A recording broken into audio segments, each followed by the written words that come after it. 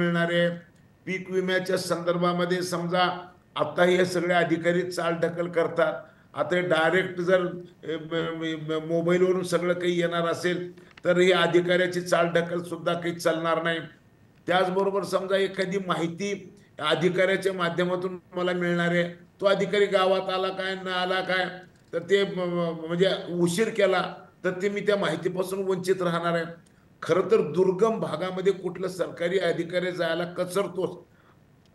अशा दुर्गम भागामध्ये सुद्धा आता सकाळी मिळालेली गोष्ट दुपारपर्यंत म्हणजे एक तासभराच्या आत तर सगळ्या शेतकऱ्यापर्यंत पोहोचणारे.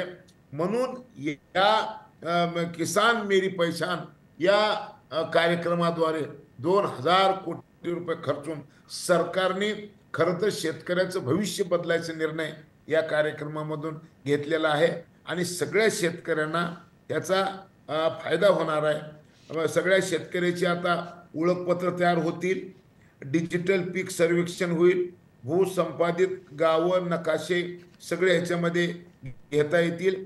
केंद्र आणि राज्य सरकारच्या समन्वयातून या सगळ्या गोष्टी घडणार आहेत.